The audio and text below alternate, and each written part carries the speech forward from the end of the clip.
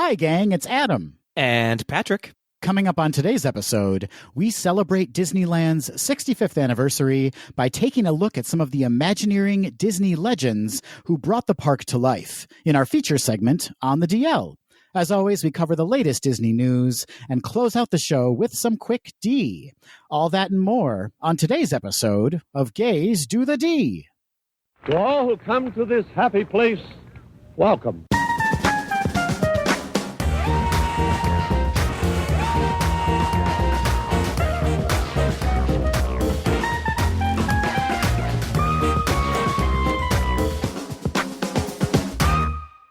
Patrick Kule Kazaki. Oh, Adam Legendary Hummel.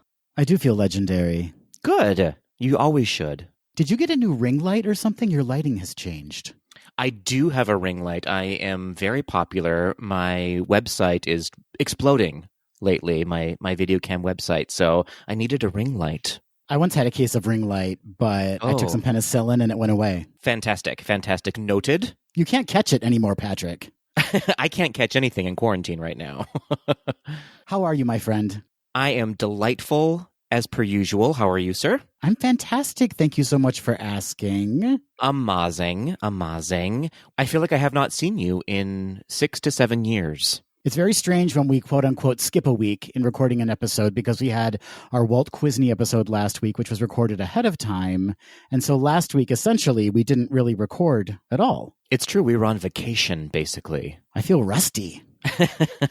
You look rusty, but that's just your red hair. That's your new nickname, Adam. It's Rusty Hummel. Please don't. Please. Tweedledees out there, you know what to do. No, I don't associate as a Rusty. I don't consider myself a Rusty. I will never identify as a Rusty. Oh, okay, Rusty. Summer sunset, maybe. Patrick was taking a drink of tea, I assume, when I said that. Or is it coffee? And I so wanted a spit take, but you're very controlled. It's full-on bourbon. I should have known. Nonetheless, Adam, we are back. We are on schedule today. We are recording remotely via Zencastr as per usual. Per usual. You may hear some dogs barking in the background. That's just my tummy, probably. Oh, are you hungry? I'm very hungry right now. I need my crackers. Crackers and bourbon. Classic Patrick. That's just my morning routine.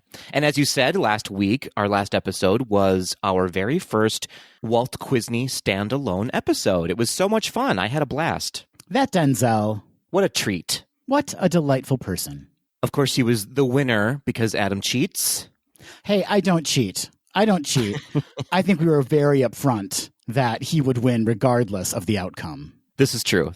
I had a lot of Tweedledees reach out and say, I played along at home and I aced it. So they are now on the list to be future contestants. What a bunch of liars. It's true. I need the receipts, Tweedledees. Send me the receipts. Speaking of Tweedledees, Adam, we have a new Patreon member. Irving has just joined our Patreon family. Irving, Washington Irving. Irving Berlin. Irving Johnson. Wait, is that Magic Johnson's real name? Did I just do that? It is not. Oh. Ludwig Irving Beethoven? Is that his middle name? I don't know. That's his middle name, yeah. Oh, is it really? I literally just guessed that. It must have been in the back of my brain somewhere. I have no idea, but Ludwig is actually Magic Johnson's first name. That's what it is. Now we're square. And we have no idea what sports are. But, Irving, thank you so much for joining our Patreon family. For those who don't know, we do have a Patreon page where for as little as $1 reoccurring a month, you can join the Gays Do the D Patreon family where you'll be treated, yes, I said treated, to extra episodes called Gays Do the D Raw and Uncut. Raw and Uncut. Oh, dear. That was like the end of a Looney Tunes cartoon. It was amazing. I thank you for that. And you can find that Patreon page by going to gaysdothed.com and clicking on that donate button. So thank you, Irving, and thank you to all of our Patreon members. Welcome, Irving. We're so excited to have you. You know, Patrick, one of our Tweedledees reached out to me last week and said, hey, have you guys ever considered doing RuPaul's Drag Race recaps? And I'm like, We basically do that in Patreon. It's true. It's true. We are the unofficial RuPaul Recap Patreon podcast. That's a mouthful. We're recappers. We're cappers. We're cappies. We are. We are cappies. I so badly want to talk about last night's episode, but we cannot ruin it for our Tweedledees who may not have seen it yet. If they have not seen it yet, they have no business listening to this podcast. Well, the fact remains somebody won and somebody's happy about it and somebody's not happy about it. You decide. They're all winners in my book. Except for anyone who did not win. Except for the actual queens that did not win, yes.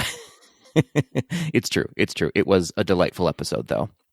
Well, moving on, Patrick, we received a listener question last week from Michael, who you can find on Instagram at _Mikey likes it. Ooh. What is he like? What is he like? Life cereal. That's what it is. And boy, did you just date yourself. Someone's got to. Oh, grr. Michael says, hi, friends. Curious if you think the D23 Gold membership is worth the $99 per year. Thanks. Ooh, good question. I actually am a D23 Gold member, and I would say if you have $99 to spend, why not throw it at Disney? Gold member. Yas, queen. Yas, queen. No, in reality, here's what I'll say. You do get an annual prize for being a D23 Gold member, and that prize is generally around $50 or so in value, if not a little bit more. And then you also get 4 really beautiful magazines per year that I believe are worth about $10 each. So if you even it out, it's about the cost of membership of what you get in return, plus all of the extras that come with it. You get invited to special events, and this year they've been doing a lot of online special events that only D23 Gold members can be a part of. So for my money, I would say it is worth it. We should clarify, though, that the magazines are Hustler. Yeah, I guess I should clarify. They are D23 magazines specifically, not just random life magazines. What if they were highlights? Still worth it, I feel. You got to find that toaster in a tree. That's right. That's right. Those mazes are so difficult for me. Person, man, woman, camera, TV. I was just going to go there, but you did it much more eloquently than I would have. I am not a D23 Gold member, and there's really no reason why. I'm quite wealthy and could absolutely afford the $99 membership. But Wow. You know what would seal the deal for me is if I lived in Florida.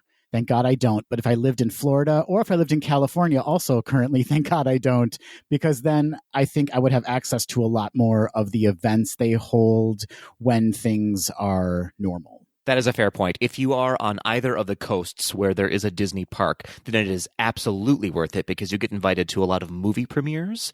And that, I feel like, is definitely worth the price of admission. But Patrick, we've talked about the gifts, the membership gifts you get, and they are quite stunning. Those pin collections they've been putting together are beautiful. Yes, last year's gift of the 10th anniversary pin collection is beautiful, and this year's Travel the World, I believe, is sort of the theme this year, is really, really beautiful. I can't wait for that to come in the mail. So hopefully that answers your question, Michael. And thank you so much for submitting it, Michael. We appreciate it. Thank you so much. Adam, speaking of anniversaries, I have some movie anniversaries to talk about. Should we dive into those? Let's do, please. As per usual, we'll start with the youngest movie anniversary, which is turning 6 years old, released on August 1st, 2014, Guardians of the Galaxy. Chris Pratt. That Chris Pratt, though, you know? I do know. I recently heard an interview with Chris Pratt on Rob Lowe's new podcast. Oh, right. What is that called? Isn't it called, like, Literally with Rob Lowe? It is called Literally with Rob Lowe. It's a pretty good podcast. Pretty good. He has access to all those celebrity friends of his. He sure does. He sure does. Here's one thing about that podcast. He really loves to talk about himself. Yeah, but so do we. That's fair. We also like to talk about Rob Lowe. Is there another reason to have a podcast? There is no other reason than to talk about Rob Lowe. So well done, sir. Well done. Remember when he was in Wayne's World? I remember everything Rob Lowe does because he can get it. Oh! I want to check out his West Wing. You know what I mean? It's haunted, Patrick. I heard it's haunted. Oh, dear. Oh, dear. Moving on. Stay out of the West Wing, Patrick. No one's allowed in the West Wing. Gross. But moving on, way up in years, turning 30 years old, released on August 3rd, 1990, DuckTales, the movie, Treasure of the Lost Lamp. That very movie was a trivia question in last week's episode. Yes, it was. It is a delightful movie, I have to say. Have you seen that movie yet? I have not, but you've referenced it a couple of times on the podcast, and there's a super gay genie. Is that right? There is a super gay genie whose name is Genie, cleverly. Unexpected. Fun fact, this movie came out, I think, a year or maybe 2 years before Aladdin, and I have to believe it was almost a test to see if audiences were ready for a movie like Aladdin. I was hoping you were going to say ready for a gay genie. Audiences are always ready for a gay genie. Genie in the DuckTales movie ran so that Genie in Aladdin could walk. Is that how it goes? Wow. Happy Pride, everybody. Oh, dear. We must move on. Turning 34 years old, released on July 30th, 1986, Flight of the Navigator, one of my favorite movies. Yes, I haven't seen it. You have not seen Flight of the Navigator? No. Oh, my goodness. I believe this is Sarah Jessica Parker's very first movie. Get right out of here. I will not. I'm staying put. Little baby Jessica Parker in her tiny Manolo Blahniks walking across the screen. Yes. And one of the lines is, and I thought to myself, is that a spaceship? Isn't Paul Rubens the voice of one of the creatures in that movie? The only creature, but yes. Oh, okay. Well, not the only creature. I guess there is another creature that's on the spaceship, but yeah, he is the voice of the spaceship, basically. Oh, okay. I was more in the Explorers camp, if anybody remembers the Explorers. Sure. With a very young Ethan Hawke, who I had a giant crush on. I mean, I still do. Yeah. Choose right now, Ethan Hawke or Rob Lowe. Rob Lowe, all day, every day. I heard Ethan Hawke's West Wing has actually been recently upgraded, so you might want to check that out, though. That's just because he has a faulty knee. What? That was the upgrade. Got it. It's a thinker. All right, moving on. Turning 69 years old, released on July 28th, 1951. Adam, it's my favorite Disney movie. Do you know which one it is? Alice in Wonderland?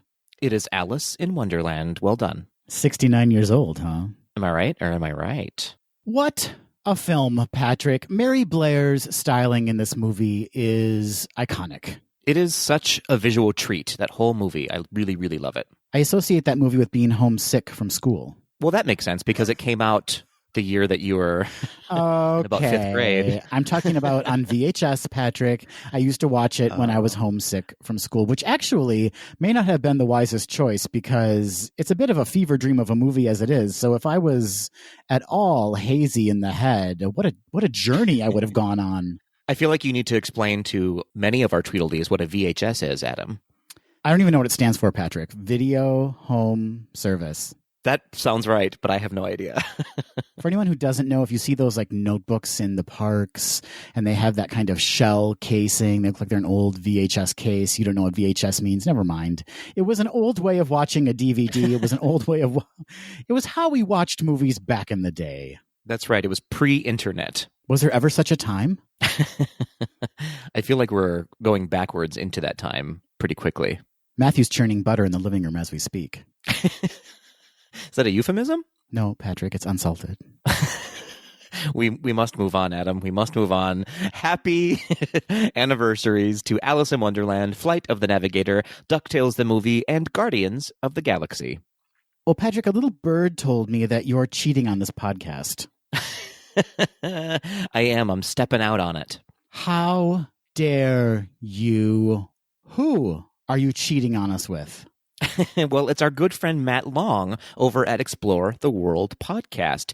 He is doing a new series on his current podcast that deals with sort of oddities around the world in regards to travel. And the first episode is about Walt Disney's frozen head. Oh, yes. So we explore that topic and how it came to be and whether or not it's true. Stay tuned, folks. August 2nd, that episode will release. You know, what's very odd is that one of the Disney legends we'll be talking about in our feature segment today was kind of the propagator of that rumor, or at least helped spread that rumor. Helped spread it, or at the very least did not deny it, which is kind of the same thing. He could neither confirm nor deny. It's true. It's true. It was really funny the way this topic came about because it coincided with our episode today. So I was just doing tons and tons of Disney research around the time that Disneyland opened up. Well, I can't wait to hear that. You're going to have to wait about 1 week. As I said, August 2nd, that episode will release. So head on over to Explore the World podcast with Matt Long and check it out. So before we move on, Adam, we should remind our Tweedledees that we have a couple of resources tabs on our website, gazetothed.com. One of them is a coronavirus relief tab where you are able to donate money that will go to various funds to help with the coronavirus relief. And the other one is a community recovery and resources tab, which features links to anti-racism resources and recovery efforts for communities that were impacted by riots across the country. You can also find a list of Black-owned Disney shops and a lot of hashtags that you should start following. Follow all of them and shop till you drop. Follow all of them and shop till you drop. That is the phrase that pays right now. And lastly, Patrick, before we head on into the news, we need to mention, and I'm sure a lot of our listeners already know this because I know they are avid readers of the podcast Business Journal. Who isn't? Our 100th episode is coming up next week. Looks like we made it. And boy, oh boy, do we have a show planned for you. I mean, the celebrity guests we have coming on. Liza Minnelli. My dog, Ella. Ella's going to be here with Liza. In fact, they're doing a number together. It's going to be magical. They are. They're going to sing Sisters from White Christmas. Sisters from White Christmas, absolutely. Charo, of course. What has she got going on? Charo's going to be here. Charo is always everybody's go-to celebrity guest. The ghost of B. Arthur. Hillary Rodham Clinton. HRC. HRC. We have yet to have a male make an appearance. We don't need him. There's too many white men on this show already. We should really get rid of one. That's fair. That's fair. But 100 episodes. We're going to be celebrating a little bit next week. We're going to, I don't know, what are we even doing? We don't know. We're going to pop some champagne. I was thinking about having a cocktail while we were recording that one. Oh my goodness. Normally I like to abstain when we're recording, but I think I'm going to go full bore next week and just make it as messy as possible. I'm going to not have a cocktail, and that will be a treat for all of our listeners. Something new. What a role reversal. I know, it's true. So be sure to check out next week's episode, our 100th episode. It's going to be the bee's knees. Do bees have knees, Adam? Bees do have knees. They do have knees. The reason I know this is because I'm highly allergic to them. Not bees' knees, but just bees as a whole. I was going to say, specifically, you're allergic to bees' knees? Wouldn't that be something? Interesting. That and other stories coming up next on the news.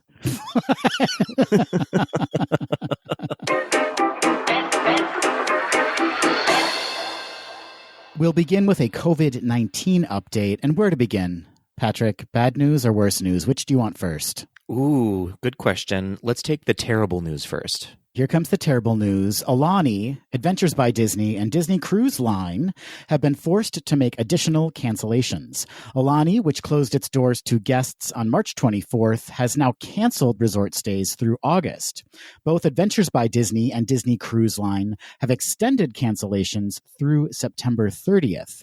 And as California's coronavirus cases continue to spike, Disneyland Resort has now canceled reservations through August 22nd, 2020, and with no set reopening date and months needed to plan the event, Oogie Boogie Bash at Disney California Adventure will not return this Halloween season, according to Disneyland officials. Well, as promised, Adam, that was terrible news. You're welcome.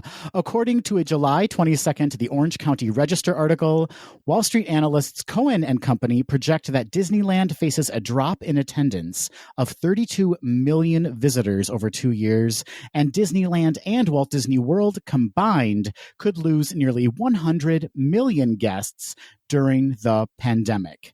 Yikes, Patrick. Yeah, that's crazy. What's funny about that story is that they're projecting a drop in attendance to a park that's currently closed. Well, I think it's over a 2-year period. No, yeah. I know, but overall, it was like, who would have known? Listen, Cohen and Company, they are on it, PK. They've got this. And speaking of both resorts, updates have been made to Disneyland and Walt Disney World's face covering policies. Gaiters, which, Patrick, gaiter, is that one of those like neck scarves, those like infinity scarves? Yeah, it's kind of like that. It's basically what you would wear when it's really cold out or windy. Okay. Those things, gaiters, and open chin bandanas like you're robbing a bank are not approved face coverings at Disneyland's Downtown Disney District and Walt Disney World Resort. And guests must now remain stationary when eating or drinking. Thought you'd take that Dole Whip for a stroll, Chip? Nuh-uh, not anymore. Wow, that was upsetting. That was upsetting, Adam. Moving to Walt Disney World, despite Orange County reporting no COVID-19 outbreaks tied to the reopening of Walt Disney World thus far, there have been some deaths in the parks. Attraction deaths. Oh, my. Was that too dark? They got real dark real fast, but let's go with it. Keep going. Keep going. Okay. Last week, Walt Disney World confirmed the permanent closure of Primeval Whirl and Rivers of Light in Disney's Animal Kingdom and Stitch's Great Escape in the Magic Kingdom. Stitch's Great Escape closed, huh? I'm shocked. Didn't we see about a year ago a picture of Stitch without any of his fur, and it was horrifying? Terrifying. Yeah. So this is not news, but it is welcomed. It is welcomed. We've also received confirmation that the planned refurbishment and update to Epcot's Spaceship Earth has been postponed, as have plans for the Mary Poppins attraction coming to the UK Pavilion in World Showcase. Speaking of delays, Disney has restructured its release calendar for feature films. First up, the live-action remake of Mulan, which was last scheduled to open on August 21st, has been removed from the release calendar and delayed indefinitely. And all scheduled Avatar and Star Wars releases have been pushed back by a year. Avatar 2, The Legend of Curly's Gold, which was originally scheduled for release in 2014, you're not even going to blink at that, Patrick, I'm just going to keep going, won't open until December 16th, 2022, and the next Star Wars film won't open until December 22nd, 2023. I'm still upset about your reference to City Slickers 2, Adam. Are you more upset about that, or are you more upset about the delay in release of films and the complete removal of Mulan from the film schedule? I feel like I'm more upset about your reference, which is a nice soft blow for the other news. So thank you for that. You're so welcome. As of this recording, 2 other hotly anticipated Disney films, Marvel's Black Widow and Pixar's Soul, are still set for November 6th, 2020 and November 20th, 2020, respectively. Moving on to Run Disney. I'm so sorry, Patrick. I need a minute, but keep going. I'll take my minute here alone at home. Run Disney is transitioning the 2020 Disney Wine and Dine Half Marathon weekend at Walt Disney World Resort to a virtual race. All registered guests for the on-site event have the option of receiving a full refund for the race, and registered guests with a U.S. mailing address may convert their existing registration to the new virtual event. Eligible runners who select to participate in the virtual race will receive a race shirt and medal for each distance they complete. Registered participants will receive an email beginning July 23rd with instructions on how to make their registration selection before August 5th, 2020. If a selection is not made, registered guests automatically will be refunded. Registered runners who select the refund option will receive a refund back to their original form of payment. Refunds from Run Disney can be expected to be processed in 6 to 8 weeks. For more information on the virtual run or refunds, visit rundisney.com. Patrick, do you have anything you want to add to that? Sure, why not? Here's what I'll say. I think it was absolutely the right call to cancel it. There is just no way they were going to be able to do it safely with that many people involved. So I'm sad about it. However, I am proud of Disney for making the correct decision. I am doing the virtual series, so I'm very excited about that. I'm glad that they moved it to that because the medals this year are amazing and beautiful. It's the first time they've done Disney villains for their medals. And this will be the first time ever that they have transitioned from an actual race into a virtual race. So it'll be one for the books. An historic Run Disney event. Exactly. Something to tell the grandkids. Something to tell your grandkids about, something to journal about, put those medals in your hope chest. Or put them in your West Wing if you're into that. Put them directly into your West Wing. And lastly, and most devastatingly, Ample Hills Creamery, the very best ice cream in the boardwalk area of Walt Disney World Resort, or perhaps the entire resort altogether. Yeah, I said it, beaches and cream. Wow, bold statement. Has permanently closed its doors. In addition, the proposed location at Disney Springs will not be opening later this year. Fortunately for Ample Hills diehards, or creamers, as they're known, Patrick. Okay. I just made that up. Mm-hmm. But I am a creamer. Oh, dear. Ample Hills ice cream can still be ordered online for delivery. As expected, Ooey Gooey Butter Cake is sold out. Why, sweet baby Jesus? Why? For a complete list of flavors currently available for shipping, visit amplehills.com. Ample Hills is responsible for my Ample Hills, Adam. I don't believe that's the first time you've used that joke on this podcast. But sadly, it will be the last because they are going away. How dare you? Disney has joined a group of over 500 companies, including Coca-Cola, Starbucks, and Verizon, to cut their advertising spend on both Facebook and Instagram. This is in solidarity with a boycott from the social media platform led by civil rights groups. The boycott began this past June under the name Stop Hate for Profit, led by the NAACP, Color of Change, and the Anti-Defamation League. Their goal is for large companies like Disney to stop advertising on social media platforms until they rethink and change their policies on hate speech and misinformation. Sources say a majority of the cuts would likely come from Disney Plus and Hulu advertisements. Disney has not yet announced what percentage of their spending they plan to cut or when this will officially take place, but for the first half of 2020, they were the top advertiser on Facebook with an estimated spend of $270 million. And they were the number 2 top advertiser in 2019 behind Home Depot. Facebook has made a statement saying, "We know we have more work to do." However, this past July, leaders from Stop Hate for Profit met with Facebook executives and left the meeting unsatisfied, calling the meeting a disappointment. Of the 10 objectives they would like Facebook to address, only one was partially met, which includes hiring a C-suite level civil rights executive. Facebook claimed they would hire a civil rights lead, but did not commit to making that person a member of their C-suite. I don't like Facebook. Yeah, I still use Facebook, but that's just to spread my own misinformation about my height and weight. You're worse than those Russian trolls, PK. I applaud Disney for doing this. I applaud other companies for doing this. Facebook has a lot of problems, not only with representation, but also with infiltration. It's all about representation and infiltration, Patrick.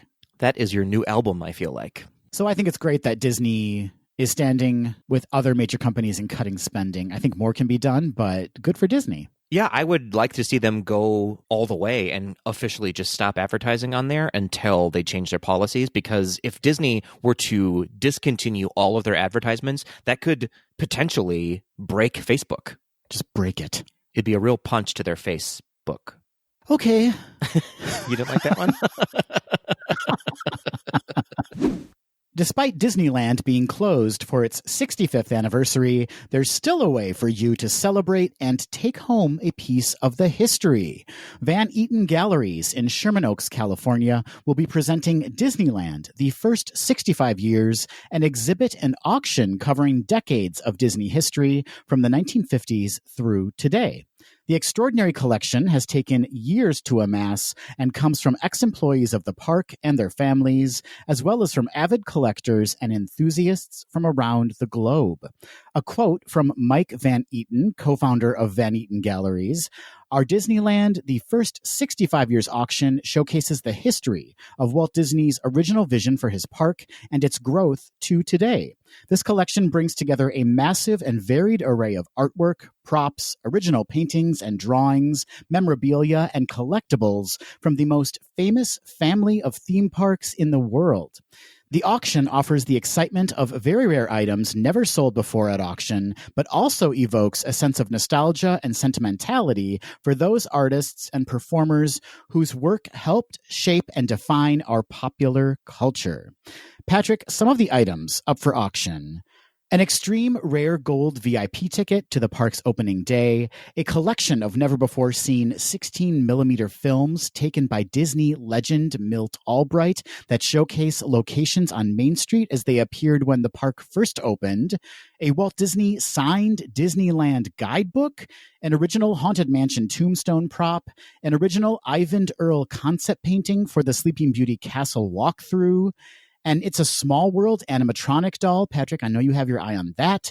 A 1954 original concept drawing of Tomorrowland, and an original hand-painted stretch painting from the Haunted Mansion at Walt Disney World. The estimated value for that one is between $60,000 and $80,000. Holy buckets. I will be bidding on that. I'm sure you will. I can throw in $5 to help. It's just one quick bid at the start of the bidding, and then I'm out. That's fair. I want that never before seen footage. I'm hoping for some nudes in there.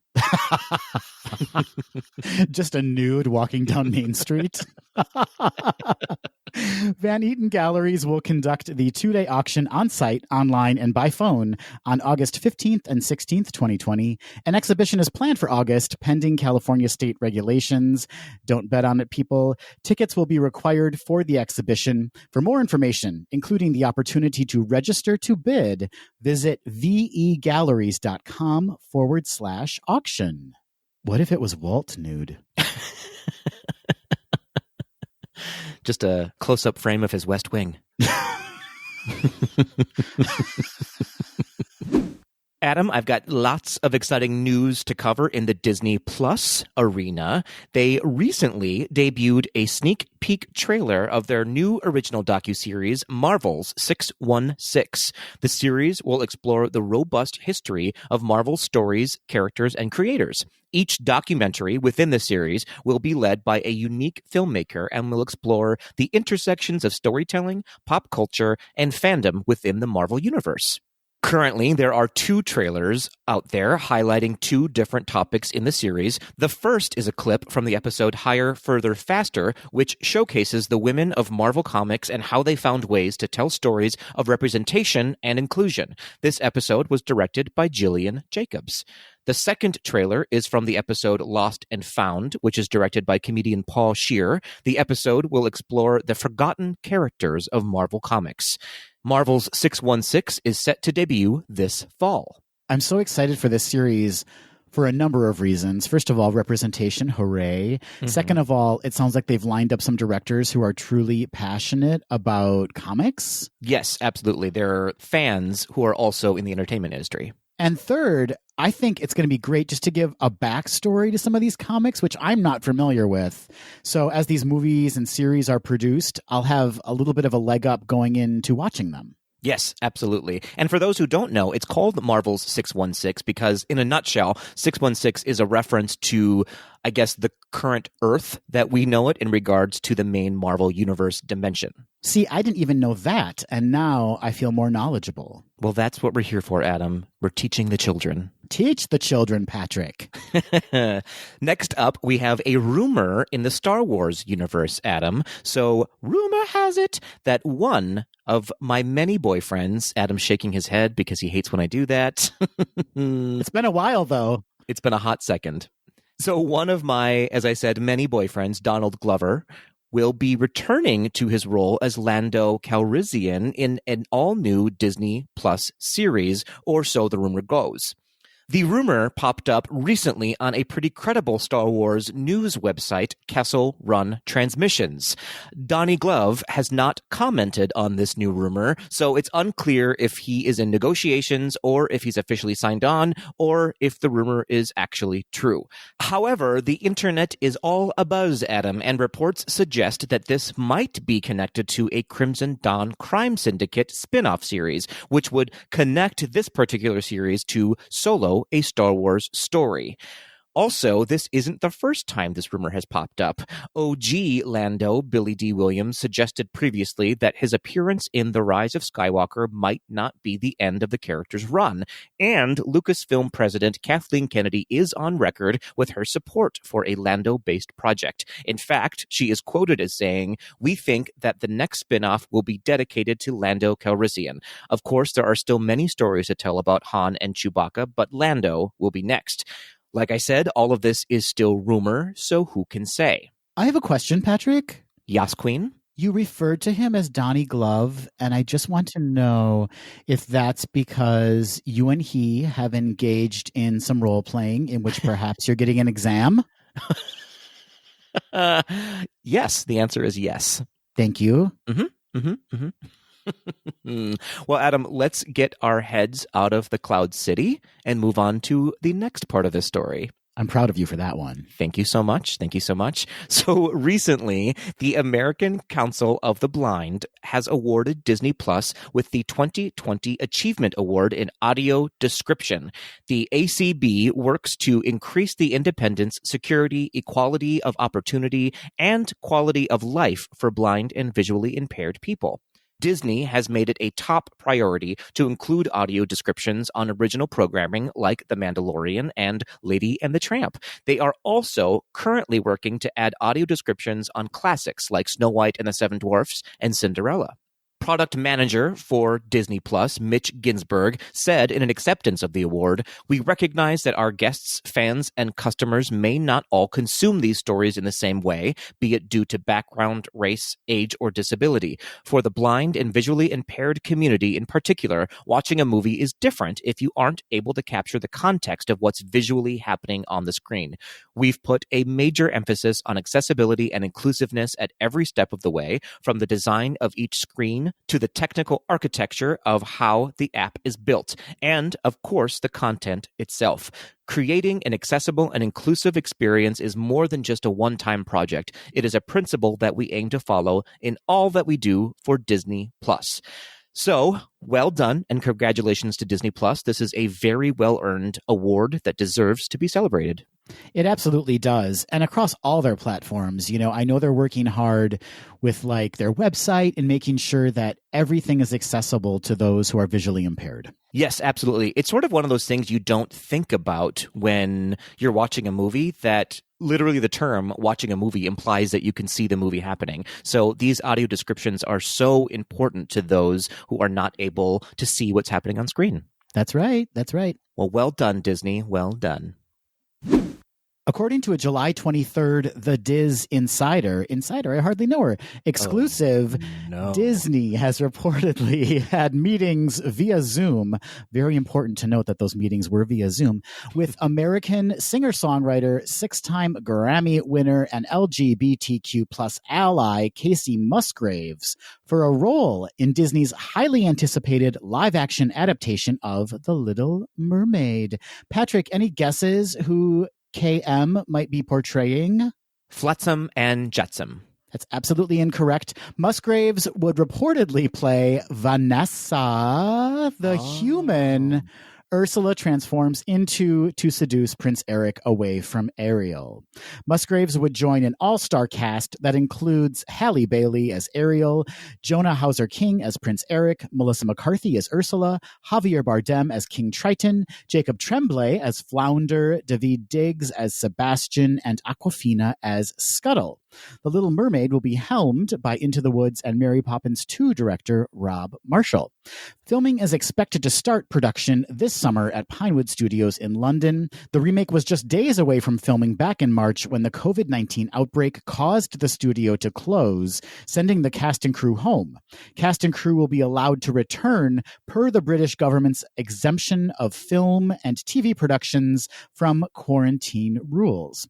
Casey Musgraves was recently featured on the soundtrack for Frozen 2, where she performed a rendition of All Is Found. She also appeared on the Disney covers album We Love Disney, performing the classic Mary Poppins song, A Spoonful of Sugar, and the ballad Rainbow, her ballad, from her album Golden Hour, is a queer anthem, Patrick.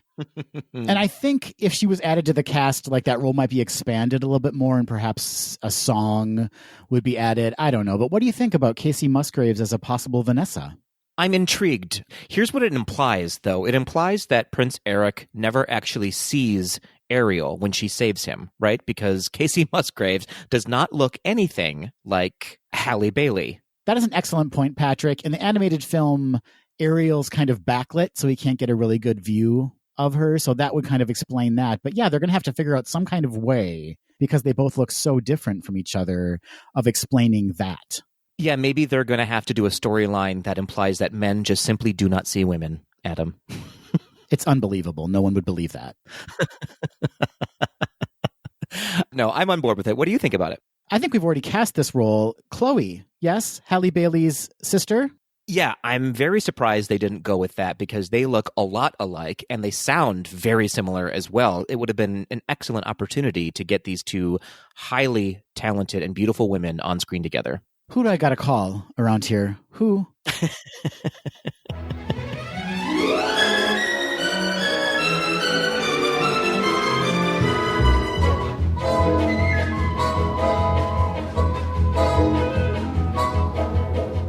Patrick. Yes, Adam? Don't you think it's about gosh darn time we celebrated Disneyland's 65th anniversary? I mean, what are we, a Disney podcast? Depends on the episode. Depends on how I'm feeling that day. But yes, it's true. We of course mentioned Disneyland's 65th anniversary a couple of weeks ago on the podcast, and then we just forgot all about it. We stopped talking about it as though we were Rob Lowe on his podcast. I hope he doesn't listen to our podcast. How embarrassing for him. He's so mad at us now. No, you're right, though. We had some other scheduled events that we needed to address, specifically Sidney James Harcourt. I mean, I will address him and undress him all day long. Oh, my goodness. And then we had to play a little trivia with Denzel. So now, this week, we are finally able to celebrate, fashionably late, I think, Disneyland's 65th anniversary. Happy anniversary, Disneyland. And what is the best way to celebrate that anniversary? Patrick, I'm going to tell you right now, with a sausage party. Oh, my. Let's celebrate white men. It's about time. This week, for our feature segment, we are doing On the DL. That means On the Disney Legends list. And we are going to be talking about 6, yes, white men, unfortunately, 6 white men who were instrumental in bringing Disneyland to life. Yes, absolutely. All 6 of these white dudes, frankly, were highly, highly creative geniuses in their fields.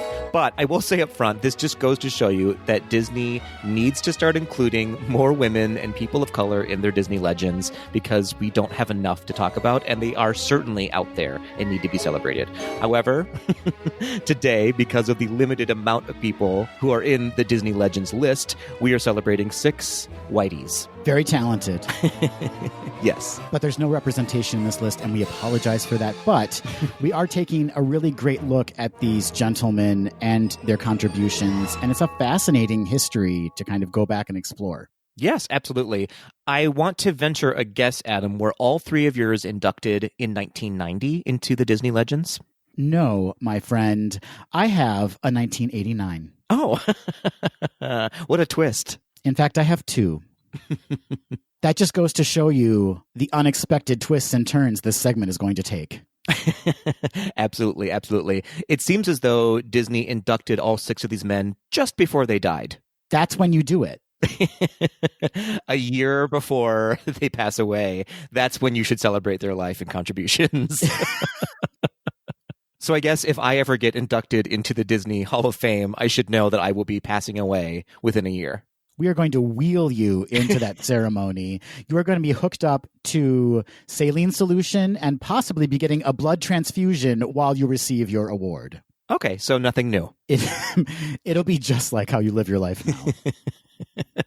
So for those listeners that don't know, as I mentioned at the top of this segment, On the DL means On the Disney Legends list. And we take an opportunity every now and again to go through that list and highlight some of the individuals who have been celebrated for their contributions to Imagineering or animation or voice. And Patrick, would you like the honor of starting us off with our first Disney legend? It would be my absolute pleasure, Adam, to start us out. So first up on my list, I am talking about Herb Ryman, who, as I alluded before, was inducted into the Disney Legends in 1990 under the category of Imagineering. So Herb was a very gifted artist who worked mostly in oils, watercolor, and pen and ink sketches. He was born on June 28, 1910 in Vernon, Illinois. Early on in his childhood, he discovered his passion for art. So his parents were opposed to him pursuing a career in the arts and wanted him to get a medical degree instead. Isn't that a story as old as time, Adam? Smart people, avoid the arts, stick to the sciences. I mean, yeah, fair enough. So in a weird twist of fate, Herb became very ill with scarlet fever, as it happens, and as his condition worsened, his mother allowed him to follow his dream and attend the Art Institute of Chicago. He made a full recovery, much to his mother's chagrin, and graduated. She was like, "Oh man, I should not have let you do that." I fully thought you were going to die, so... So as I said, he made a full recovery, and he graduated from the Art Institute with honors in 1932. After graduating, Herb Ryman moved to California, and he landed a job at MGM Studios as a storyboard illustrator in the art department. For a brief time during that period, he was the sole artist and illustrator for MGM. He worked on a handful of major projects, including David Copperfield, A Tale of Two Cities, Anna Karenina, and his last project for MGM was to help design the Emerald City for a little-known movie called The Wizard of Oz. Shut your mouth. Isn't that incredible? I love knowing that. I love taking that history with me. I love knowing that from now until the end of time. Even before Disney, his mark is known throughout the world. And to think he could have died from scarlet fever.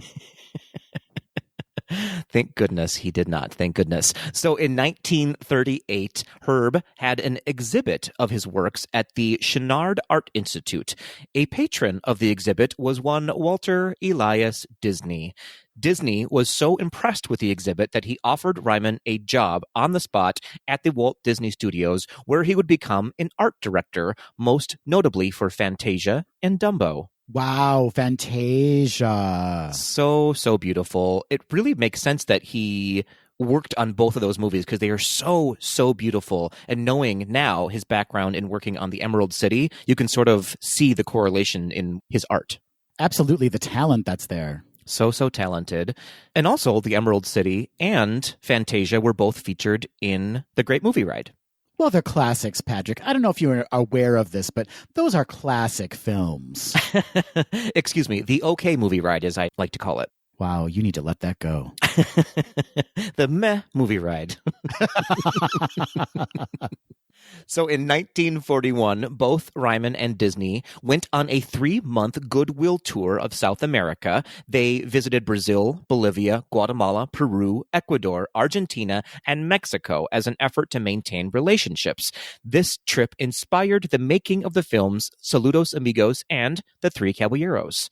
After this trip, Ryman left Disney to work for 20th Century Fox, specifically because he wanted to work on Anna and the King of Siam. In 1949, he would take a leave of absence from that studio to travel with the Ringling Brothers and Barnum and Bailey Circus, because that seems like the next logical step. What a freaking Renaissance man. He was very determined to have the broadest knowledge of art in his life. It was crazy. I want to join the circus. Well, you kind of are right now. You kind of are. You're the bearded lady, Adam. I was going to say I'm an elephant, but yeah. Wow. Wowie. So during this time, he documented the circus in his paintings. He also became good friends with Emmett Kelly, who created the 1930s Depression-era hobo clown, which basically changed the game for clowning, which is sort of weird to say, but he sort of revolutionized what we know a clown is today. He put clowns on the map. He put clowns on the map. Thank goodness. So if you ever see a painting of one of those sort of sad face, downtrodden clowns, you can probably bet that Herb Ryman painted that painting. It's like looking in a mirror. The tears of a sad clown. So during all this time, Herb Ryman and Walt Disney remained very close friends, and on September 26th, 1953, Ryman received an urgent request to meet with Disney. At this meeting, Ryman was asked to develop artwork for a theme park that Disney was toying around with. Over the course of one weekend, the two of them worked on a large-scale pencil sketch and several smaller drawings that would illustrate Disney's idea. They gave the portfolio to Roy Disney, who then showed them to potential investors in New York. Financing was immediately secured based on this meeting and the drawings, and Herb signed on to help design Disneyland. So Ryman is responsible for the designs of Main Street USA, Sleeping Beauty Castle, and New Orleans Square. He also contributed concept designs for the Jungle Cruise and Pirates of the Caribbean. He would go on to help design the Carousel of Progress, Great Moments with Mr. Lincoln, It's a Small World, and the Ford Magic Skyway for the 1964 World's Fair.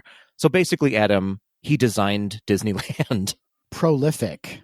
Incredible. Absolutely incredible. Beyond Disneyland, he was the chief designer for Cinderella Castle in Disney World. He officially retired in 1971, but he came back in 1976 to consult on the designs for Epcot. He contributed concept paintings for the American Adventure and the China Pavilion. His last project before he became ill was to contribute concept drawings for Main Street in Euro Disney, which is, of course, now known as Disneyland Paris. Herb Ryman lost his battle to cancer on February 10th, 1989. The following year, he was inducted into the Disney Legends. Also in 1990, his sister Lucille Carroll co-founded the Ryman Carroll Foundation in his memory, which is a non-profit arts education organization. And in 2000, the foundation published a book about Ryman's life with his illustrations called A Brush with Disney. So that, my friends, is the story of Herb Ryman. Incredible.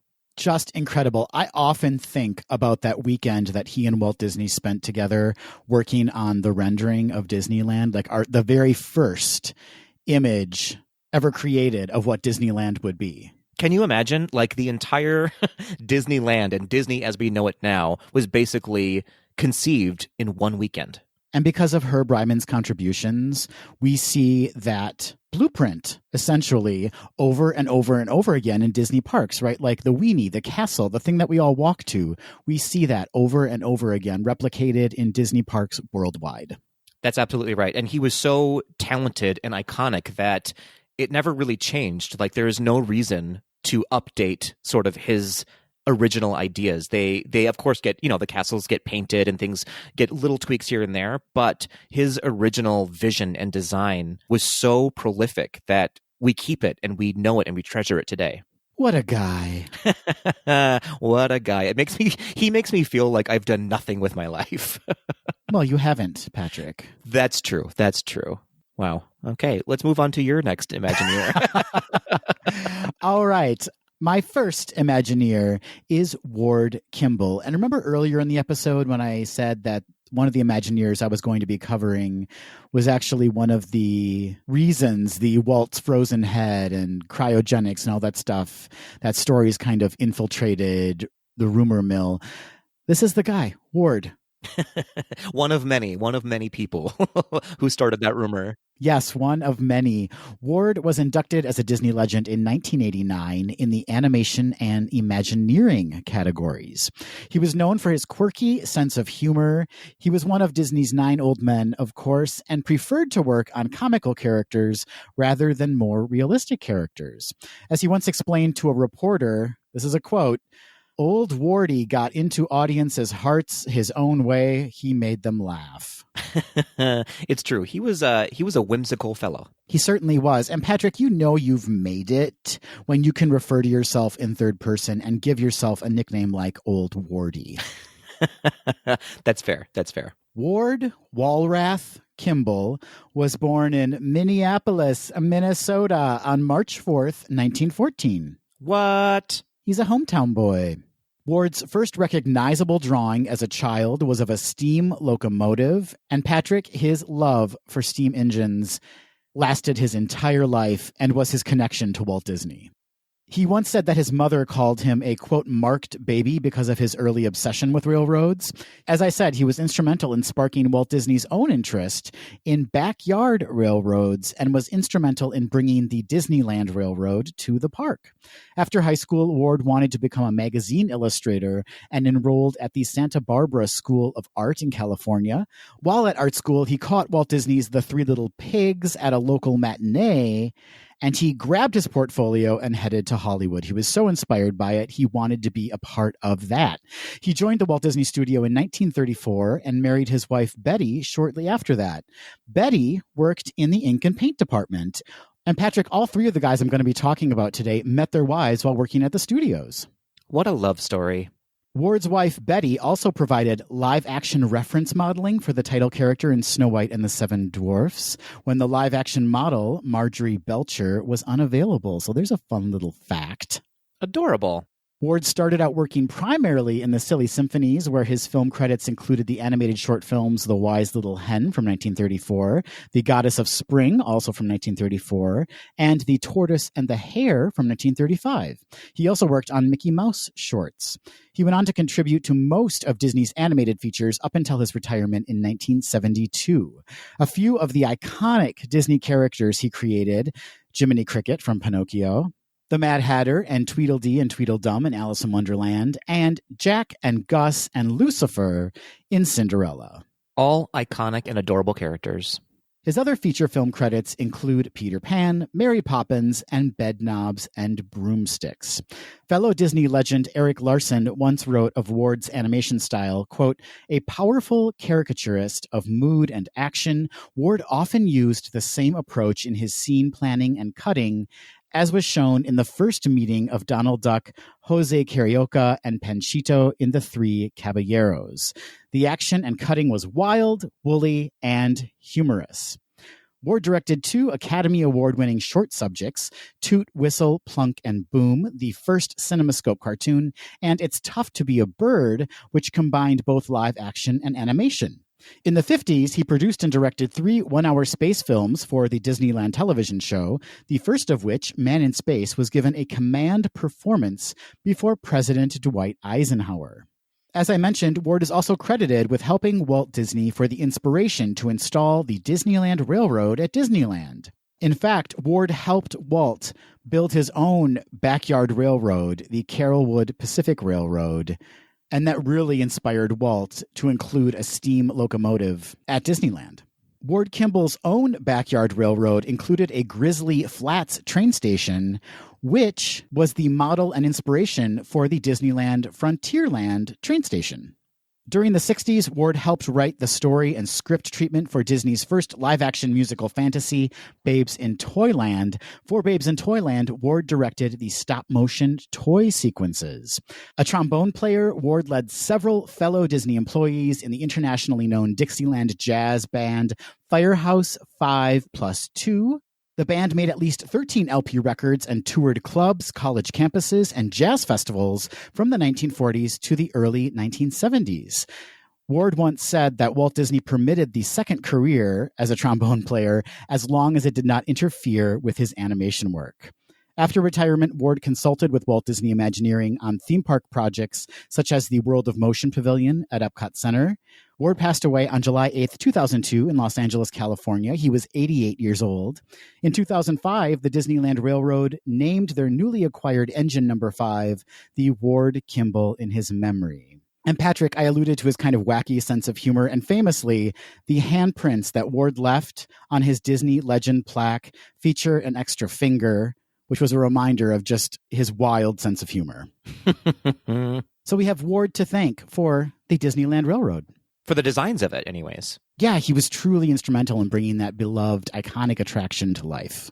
Yeah, I feel like as an artist and designer, Ward Kimball is sort of responsible for bringing the heart and soul into, and the whimsy into Disney's plans. He was truly all about giving that life, giving that animation, not only to his characters that he animated, but also to the designs that he brought to the park. Absolutely. Absolutely. All right, Patrick, who is your next Disney legend? Next up, I am going to talk about John Hench, who was also inducted into the Disney Legends in 1990 under the categories of animation and Imagineering, just like Ward Kimball. So John Hench was born in Cedar Rapids, Iowa in 1908, so also another Midwestern boy, Adam. We're the best. Aren't we just? Aren't we just? So although he was born in Cedar Rapids, he was raised mostly in Southern California. He always had an affinity and a passion for art. He attended the Arts Students League in New York, the Otis College of Art and Design in LA, the San Francisco Art Institute, and the Chouinard Art Institute in Los Angeles. When he was 30, he got a job with Disney as a story artist in the animation department, where he worked on backgrounds, layout, and special effects. The first film he worked on was Fantasia. He also worked on Dumbo, The Three Caballeros, Alice in Wonderland, Cinderella, and Peter Pan. Walt Disney himself took an immediate shine to John Hench. He would become Disney's Renaissance artist because he could easily shift from storyteller to animator to Imagineer on any given project.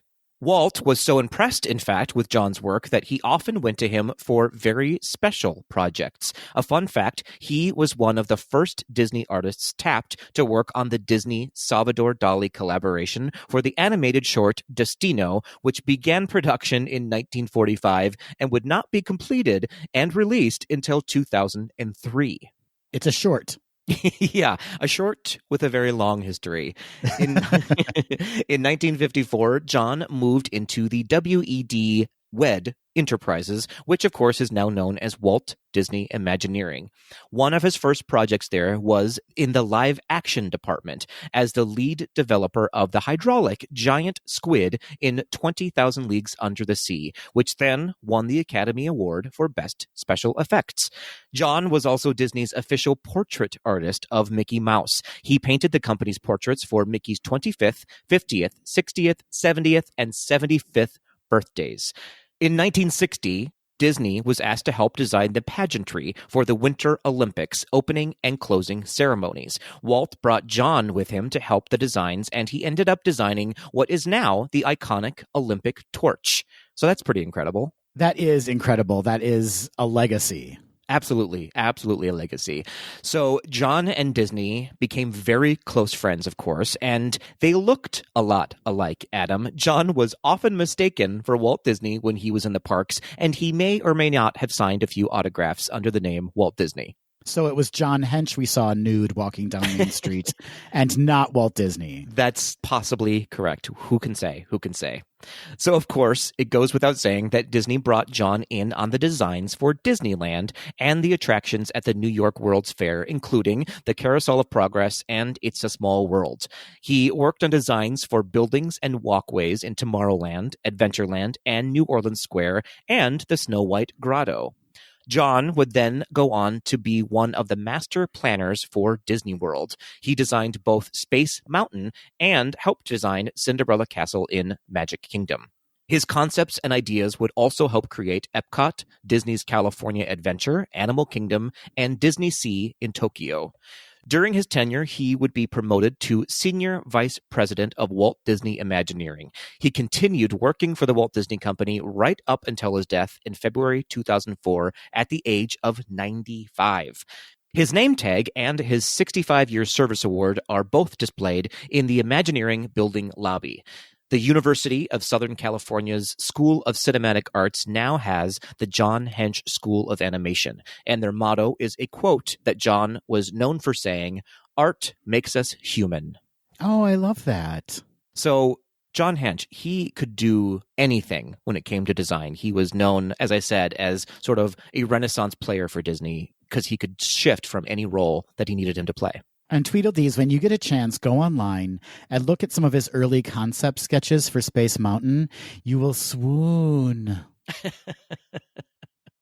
What an iconic design, though. Like, that is such a specific building that is so easily recognizable and has been translated into clothing, artwork, design. It's incredible. That building is unique, to say the least. Yes, it is truly one of the most iconic Disney structures. Like, you just instantly recognize Space Mountain. Absolutely. All right, Patrick. Well, I am going to take us into the world of Disney legend Claude Coates. Ooh, such a good one. Inducted in 1991 into the Animation and Imagineering Disney Legends categories, Claude was a background painter, color stylist, and concept designer for Disney. He was born on January 17th, 1913 in San Francisco, California. He graduated from the University of Southern California in 1934 with an architecture and fine arts degree and went on to study at, you guessed it, the Chouinard Art Institute in Los Angeles. He joined the Walt Disney Studio as a background painter in 1935. Claude's first assignments included the cartoons Mickey's Fire Brigade and Pluto's Judgment Day. Claude also painted backgrounds for many of the Silly Symphony's musical shorts. He provided color styling for the Oscar-winning films The Old Mill from 1937 and Ferdinand the Bull from 1938.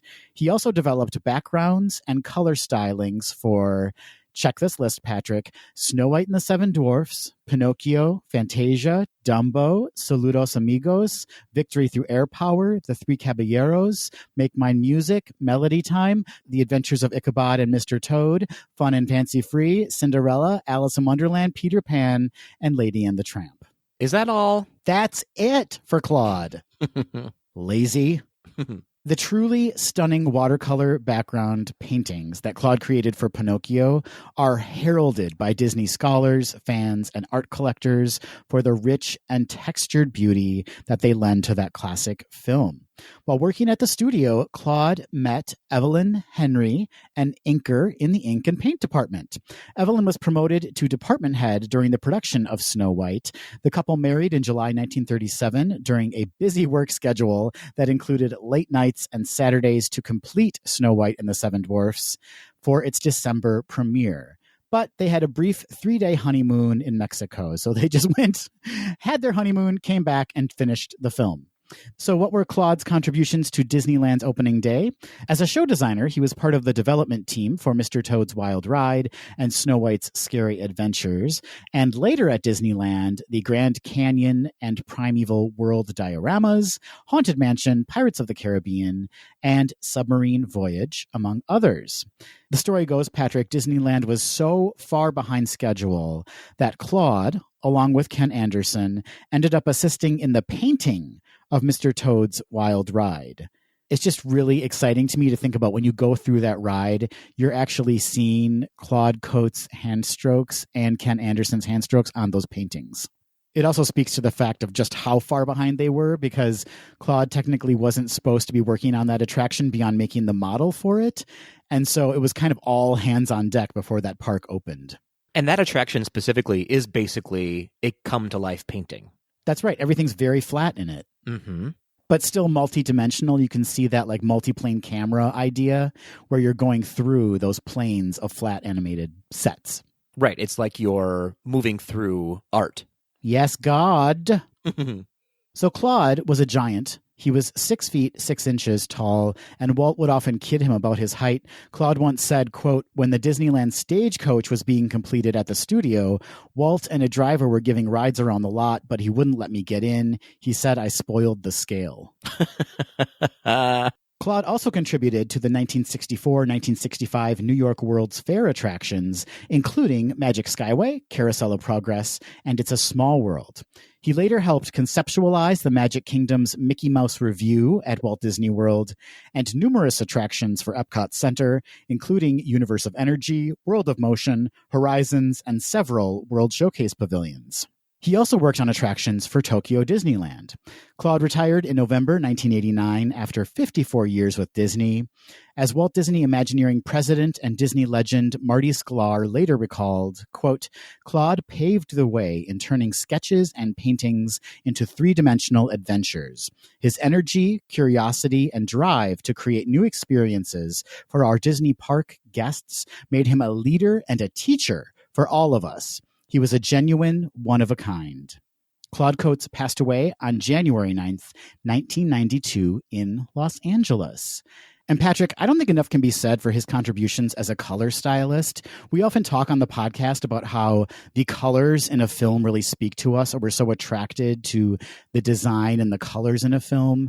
And that's what Claude did. He put together, like when you think of Alice in Wonderland, right? Like those colors in that film are so beautiful together. And he's the one that could see what colors would work well together and be attractive to the viewer.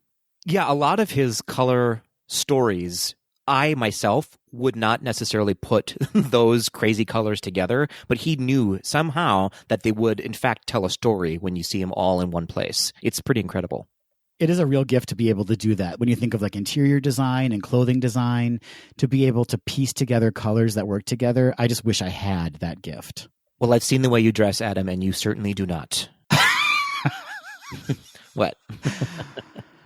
I mean, it's only gotten worse in quarantine, Patrick.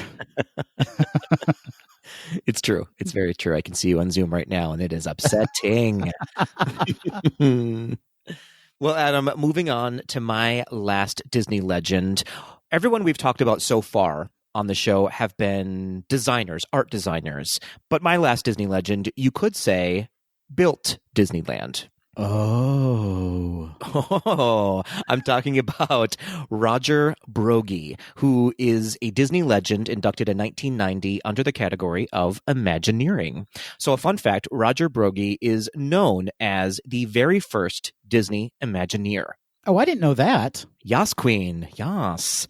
So Roger was born in Pittsfield, Massachusetts in 1908. He grew up in Chicago and took an early liking to mechanical engineering. He gained vocational machine shop training in the Chicago area, just like you, Adam.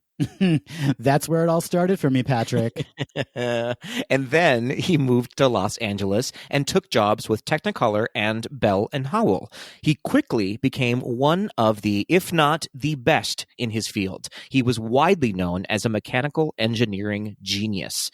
In 1932, he built and operated a rear projection system for Teague Process Company at General Service Studios, which is one of the oldest production studios in Hollywood. There, he worked with and for people like, Adam, wait for it, Charlie Chaplin and David O. Selznick, who produced Gone with the Wind. Charlie who? Yeah. My absolute icon, Charlie Chaplin. Love him. So, of course, Disney learned about Roger and wanted him on his team. So in 1939, he hired him as a precision machinist. One of his first assignments was to install the multiplane animation camera at their new Burbank studio. So for those who don't know what a multiplane camera is, I don't blame you, but it is used to capture multiple animations and backgrounds at once to create a sense of depth in a frame. Can you imagine having the wherewithal to build something like that? You can actually see an example of a multiplane camera at Walt Disney Presents in Hollywood Studios. That is absolutely correct. So Roger teamed up with UB Iwerks, Adam, a well-known Disney legend as well, to develop rear screen special effects, camera cranes, and high-speed optical printers. Another fun project Roger worked on was to create the miniature train, Adam, that was installed in Walt Disney's backyard. So he didn't design it, but he is responsible for building it. which in turn connects him to Ward Kimball. Obviously, they worked together too, but those guys in their trains, what were they compensating for? Okay, all right. No, yeah, the two of them, the two of them worked quite closely together. So Ward Kimball is responsible for designing a lot of the things that Roger then built. Working together, creating things together. That is a fantastic theme song, Adam. I love it. Copy it, Thank you. print it. Absolutely. So as we said, the train that was built in Disney's backyard was later translated into the Disneyland Railroad. In 1950, Roger was promoted to the head of the studio machine shop. Under his leadership, the studio machine shop would create special effects for movies like 20,000 Leagues Under the Sea, as well as attractions for Disneyland. In addition to the Disneyland Railroad, Roger is responsible for creating the monorail system and the Matterhorn bobsleds. He was also instrumental in developing the mechanics behind the Omnimover ride system. So if you think of any ride that has continuous movement, like the People Mover or the Doom Buggies for the Haunted Mansion, he is responsible for creating that. He also developed new film processes and techniques for Disney, like Circle Vision 360.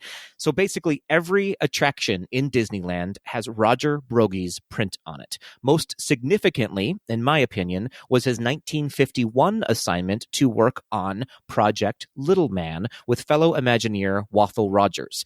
Together, they constructed a 9-inch figure of a man that moved and talked, which was the very first prototype for the audio animatronics technology that created great moments with Mr. Lincoln.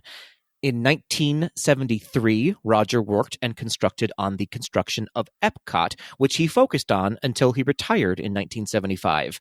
He would continue to consult on various projects for Disney until he passed away at his home in 1991. In 1990, he was honored, as we said, at the Disney Legends Awards, and Michael Eisner said, "Any mechanical things you had to do, what you said was, call Roger. He'll know how to fix it. Without him, Disneyland wouldn't have happened."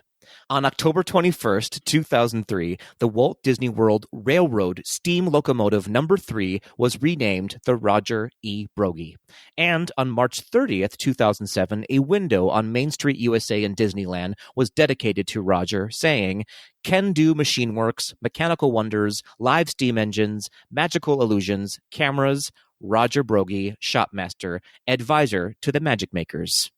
So here's where we see an excellent example of artistry meeting mechanics, right? Or meeting technology, essentially. Like, not everyone can be the concept guy. There needs to be someone who can actually deliver on the design, and this was Roger Brogy's contribution.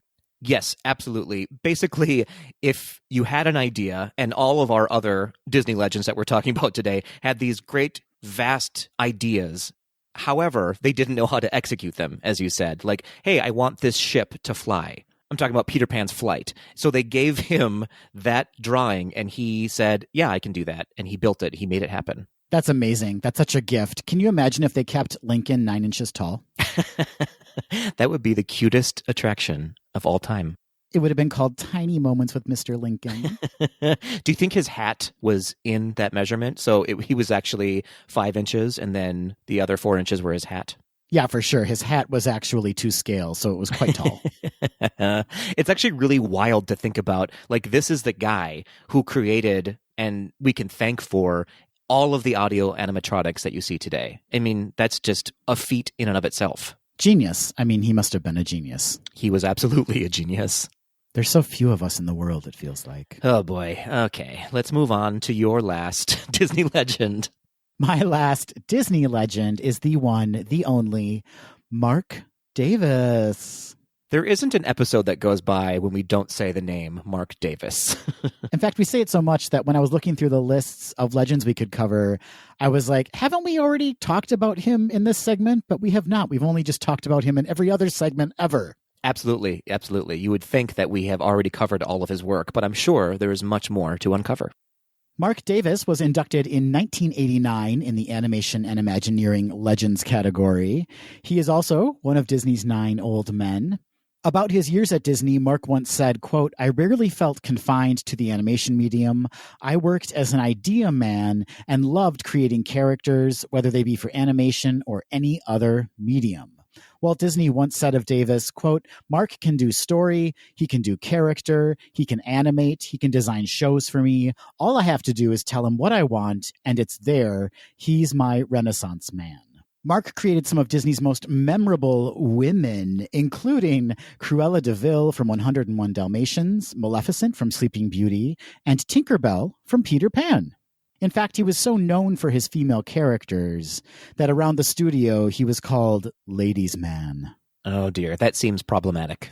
When once asked to choose a favorite, he replied, quote, "Each of my women characters has their own unique style. I love them all in different ways." Mark Fraser Davis was born on March 30th, 1913 in Bakersfield, California. His father was engaged in oil field developments. Whenever a new oil boom developed, the family moved, and as a result, Mark attended more than 20 different schools across the country while growing up. After high school, he enrolled in the Kansas City Art Institute and then attended the California School of Fine Arts in San Francisco, California, and the Otis Art Institute in Los Angeles. Mark spent hours at the zoo drawing animals, which became one of his specialities. Mark joined Disney in 1935 as an apprentice animator on Snow White and the Seven Dwarfs and moved on to story sketch and character design on Bambi and Victory Through Air Power. His drawings for Bambi are considered some of the finest studies of animal characters ever created at the Disney studio. Over the years, he animated on classic Disney features such as Cinderella and Alice in Wonderland, as well as shorts including African Diary, Duck Pimples, whatever that is, and Toot, Whistle, Plunk, and Boom.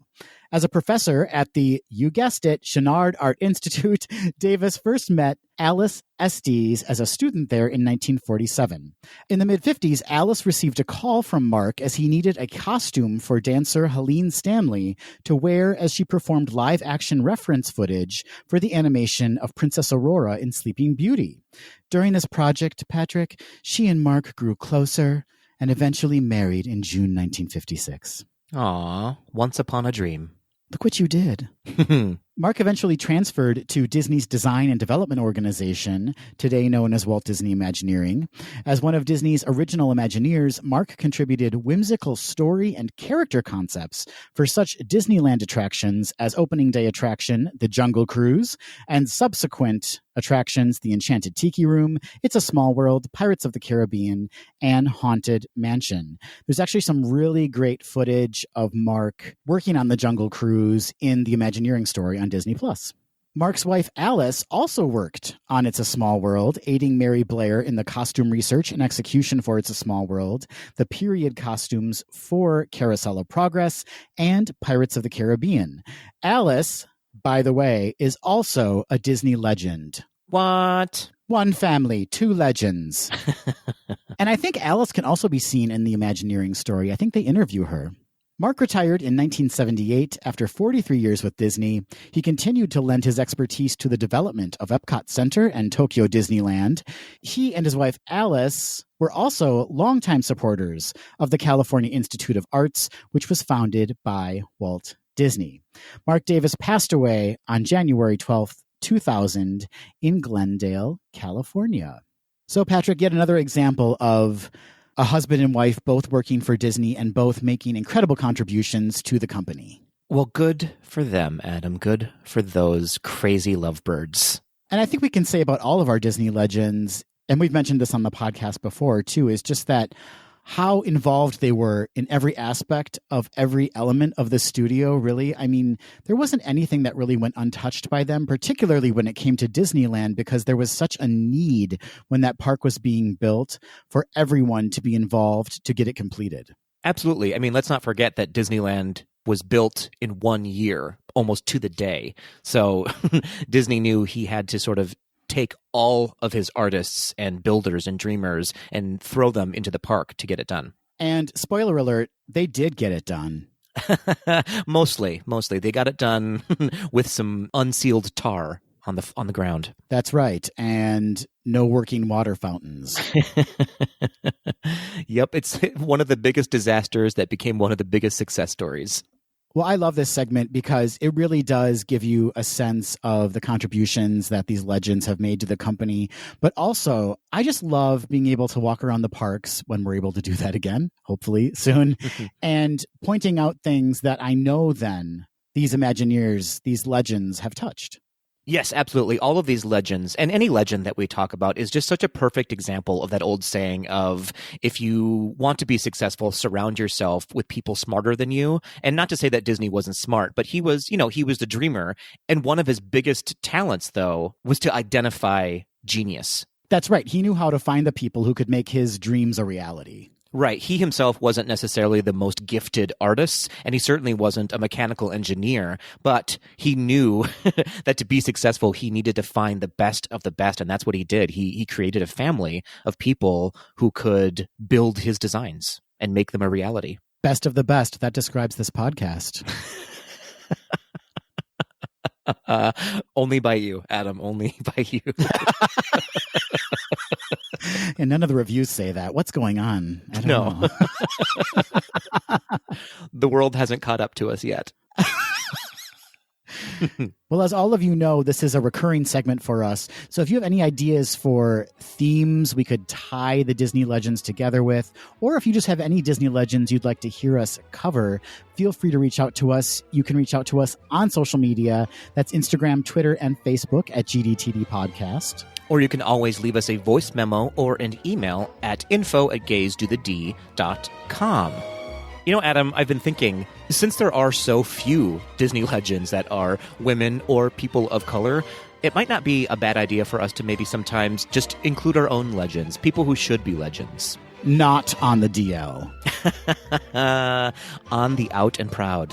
That's a great idea, Patrick. Let's call the company to task and just say, listen up, Disney. Here's who we want and we demand as Disney legends. I mean, yeah, absolutely. Like, it's on us, Adam, and by us, I just mean you and me specifically, to change the world. Oh, that's a lot of pressure. It's a lot of pressure, but I feel like if we can do this podcast, we can do anything. Okay. We just bought some mics. That was really all we did. Yeah, in reality, anyone, literally anyone, can do this.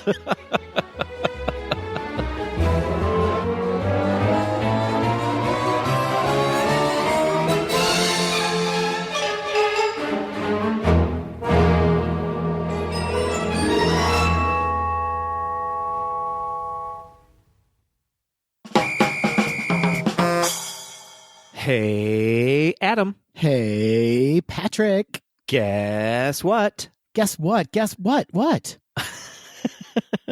Adam, it's Quick D time. I am delighted that it's Quick D time. You might say you're quick delighted. I am quick delighted, yes. That needs to be a t-shirt or something immediately. I'll get on it. Okay. I'm like Walt Disney and you're all the Imagineers. Adam, I need this. Make it happen. Now I'm going to go eat some cheese. So I'm Walt and Mickey at the same time because mice eat cheese, I guess.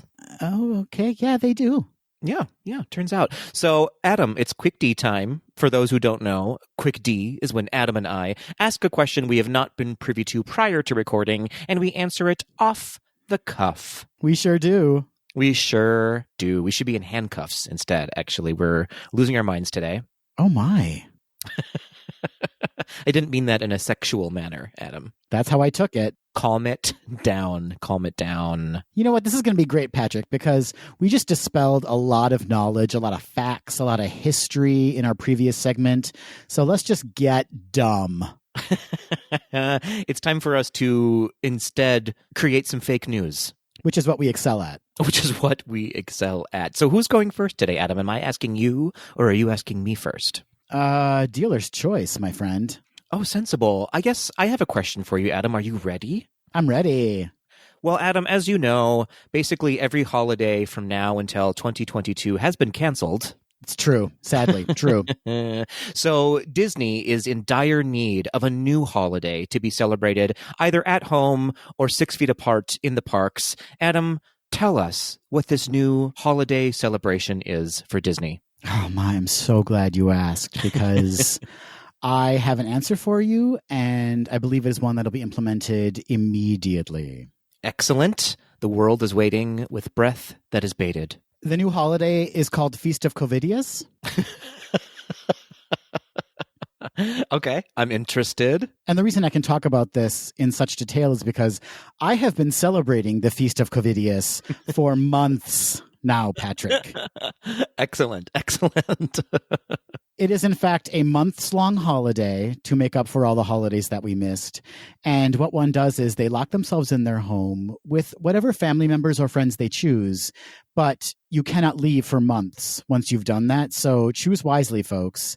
And what you do is you create a feast, your choice on the food. I'm not a traditionalist when it comes to holiday food, and I would encourage all of our listeners to not be traditionalists as well. Go with what you know, go with what you love, but just make sure that there's a lot of it. By a lot of it, I mean over the top, gross, disgusting, piggish, gluttonous, Roman feasting. So the ghost of Christmas present, basically. That's a great analogy, Patrick. The ghost of Christmas present. I want just an absurd amount of food laid out in front of you and your guests. Including schmishmashios. Including schmishmashios. And the name of the game is really quite simple. You just eat for months with the people locked in your homes for months, and you don't stop for months. You just continue to consume food.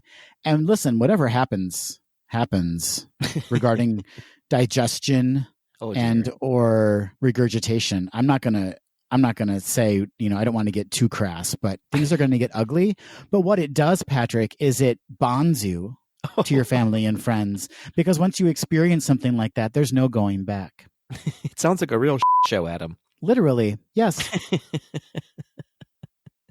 This is the most disgusting quick D we've ever had, and I'm here for it. The Feast of Covidius.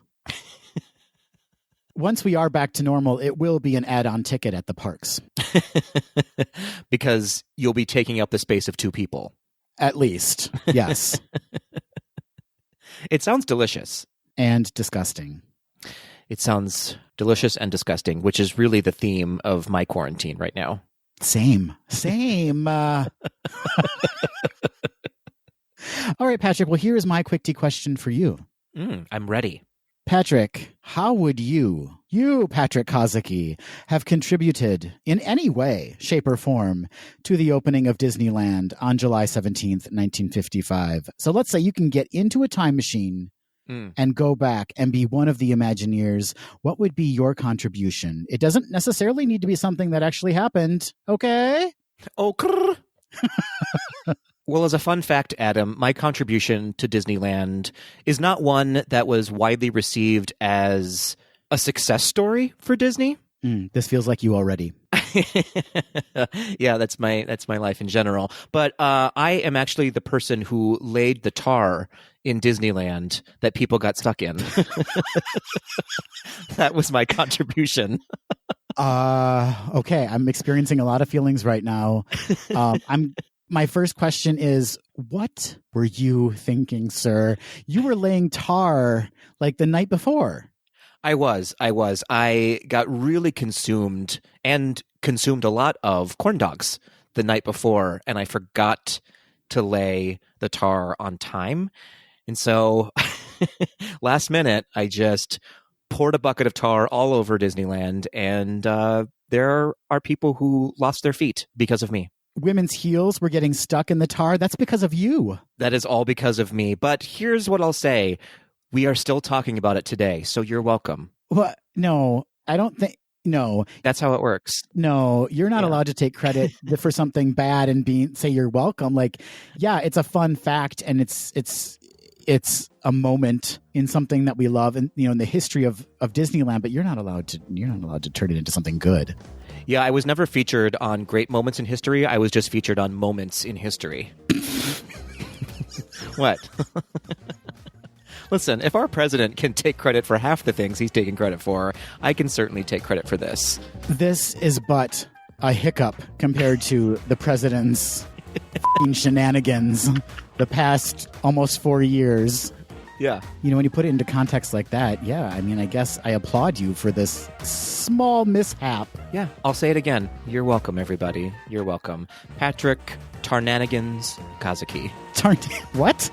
It's like a Game of Thrones character brought to life.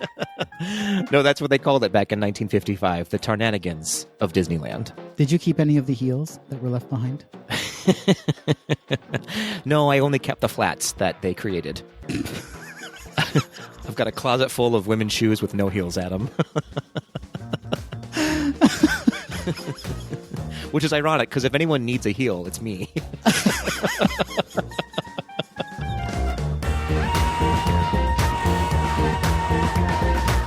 That will do it for this episode of Gays Do the D. Thanks for listening.